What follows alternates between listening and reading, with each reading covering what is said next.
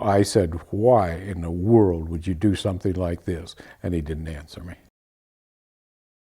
I had received a call from Congressman Giffords' staff wanting to know if I was going to be there, and I said yes, that I would be there. I'm a Republican, yes. Republican. I was going to talk to her about the military and the Obamacare and TRICARE.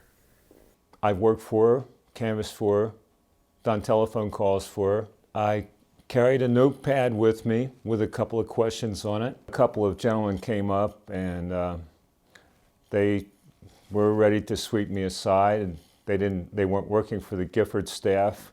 They were very condescending towards me. Then Gabe came over, who only had about 2 more minutes to live, and asked us not to shout. And I was talking to some of the other people that were standing, waiting to talk to the Congresswoman when the shots were fired. There was just a consistent bang, bang, bang, bang, bang, bang. And I looked over to where Gabrielle Giffords had been standing, and there was a very athletic young man pumping rounds out. He was just aiming and shooting the people one right after the other that were sitting in the chairs. He was about 10 or 12 feet away from me.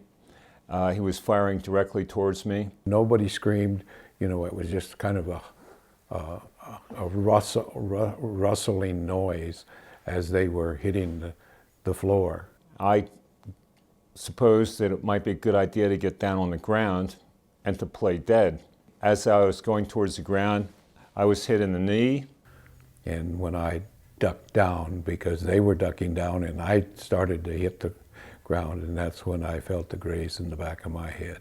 And the shooting stopped, and when the shooting stopped, some individual, which I think is the real hero, had taken one of the folding chairs and folded it and hit him on the back of the head, and that gave me the opportunity to grab him with my left hand by his left wrist. I said, why in the world would you do something like this? And he didn't answer me.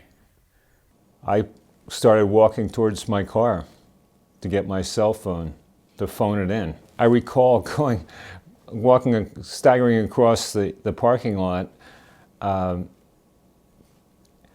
saying to a woman who was pushing a shopping cart, "I've been shot." And she looked at me like I was crazy. First night, I was in the hospital. Everything kept going back through my mind. And I thought, well, what might be a way to focus my facilities and to take my mind off the recent events would be to write down the Declaration of Independence, which I've memorized some time ago. You might call it political therapy.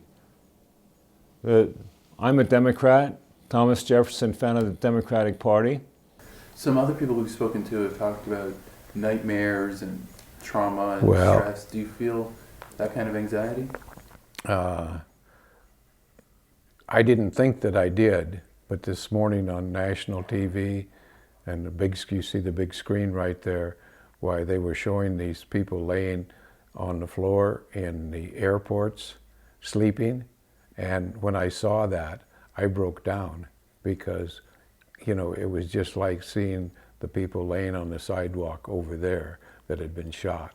And I just wasn't ready for that shock this morning, and, you know, it got to me.